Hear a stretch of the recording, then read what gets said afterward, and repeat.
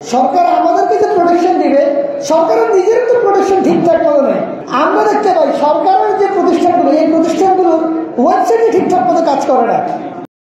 যতক্ষণ পর্যন্ত জাগ্রত থাকবো, জনগণ হিসেবে আমরা সচেতন থাকবো, ততক্ষণ পর্যন্ত এই আইন বিবর্তনকারী কিংবা এই আইন শোষণের রূপ নিতে পারবে না। আর মডার্ন স্টেটের মধ্যে আইন বলতেই হলো নিপীড়নমূলক।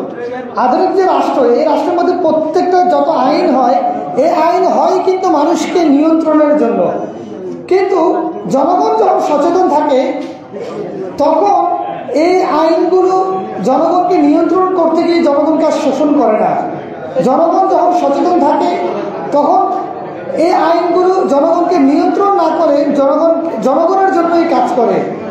আমরা যে কোনো আইন পরিপূর্ণভাবে কাজ করার জন্য সর্বপ্রথম শর্ত হচ্ছে সে দেশের সিভিল সোসাইটি থেকে শুরু করে যে সোসাইটির যে ফাংশনগুলো রয়েছে, এই ফাংশনগুলো পরিপূর্ণভাবে কাজ করা।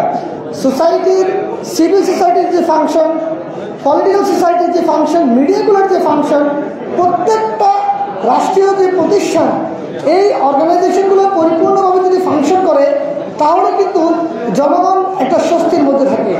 কিন্তু যদি একটা আইন হওয়ার পরে সে আইনকে কেন্দ্র করে সিভিল সোসাইটি যদি সরকারের দিকে পূর্বাচলে বাড়ি পাওয়ার জন্য কিন্তু যদি লাইন মারতে থাকে, সরকারকে তেল দিতে থাকে, মিডিয়াগুলো সরকারকে তেল দিতে থাকে, তাহলে কিন্তু আমরা দেখতে পাই এর ভিতর দিয়ে কিন্তু একটা ক্ষুদ্র ক্ষুদ্র আইন থাকুক না থাকুক, যে কোনো সরকার কিন্তু ধীরে ধীরে ফ্যাসিস্ট হয়ে ওঠে।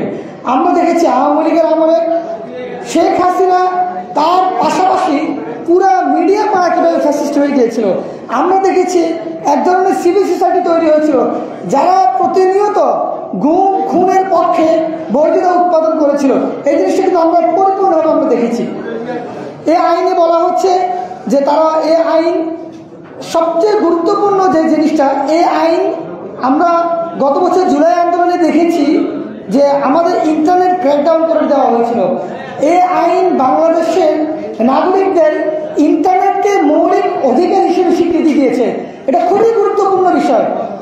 এবং এই যে মৌলিক অধিকার হিসেবে ইন্টারনেটকে স্বীকৃতি দেওয়া হয়েছে, তাহলে এই যাত্রা থেকে এটা যদি পরিপূর্ণভাবে বাস্তবায়ন করা যায়, তাহলে বাংলাদেশ নতুন একটি জায়গায় চলে যাবে।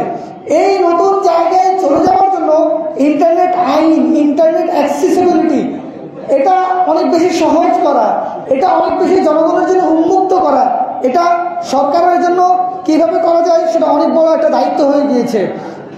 সর্বশেষ একটা কথা সেটা হচ্ছে, বলা হচ্ছে যে সাইবার প্রোটেকশন অ্যাক্ট এখন সরকার দিবে। আমরা দেখতে পাই সরকারের যে প্রতিষ্ঠানগুলো, এই প্রতিষ্ঠানগুলোর ওয়েবসাইটে ঠিকঠাক মতো কাজ করে না।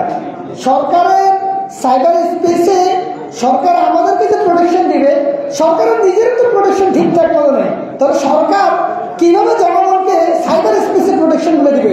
সরকারের ওয়েবসাইটের মধ্যে ঢুকতে দেখবেন আপনার মিনিটের পর মিনিট লাগে, ঘন্টার পর ঘন্টা লাগে, সরকারের ওয়েবসাইটগুলোর মধ্যে ঠিকঠাক মতো ঢুকা যায় না। এই যে সরকারের কাজগুলোর মধ্যে ইন্টারনেটের অ্যাক্সেসিবিলিটি নাই, সেই জায়গাতে তার কোনো দক্ষতা নাই। এই দক্ষতা কিভাবে আনা যায়, এই কাজটা এখন থেকে শুরু হওয়া জরুরি।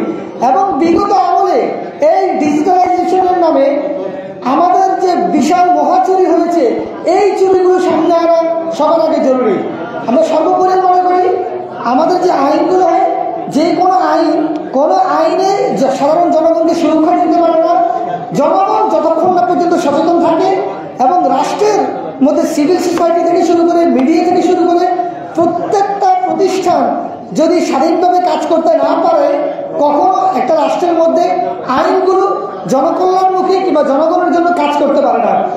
যদি সিভিল সোসাইটি থেকে শুরু করে, সরকারের কিংবা মিডিয়া থেকে শুরু করে এই প্রতিষ্ঠানগুলো সরকারের দালালি করা শুরু করে, স্বাধীনভাবে কাজ করতে না পারে, তাহলে আমরা দেখতে পাই যে কোনো সোসাইটিতে যে কোনো ব্যক্তির ফ্যাসিস্ট হয়ে ওঠা, যে কোনো ব্যক্তির দমনমূলক কিংবা নিপীড়নমূলক হয়ে ওঠার সম্ভাবনা তৈরি হয়।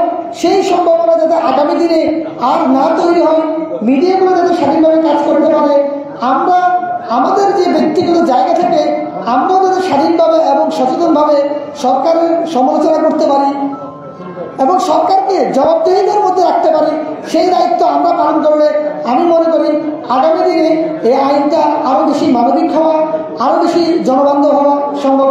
ধন্যবাদ সবাইকে। আসসালামু আলাইকুম।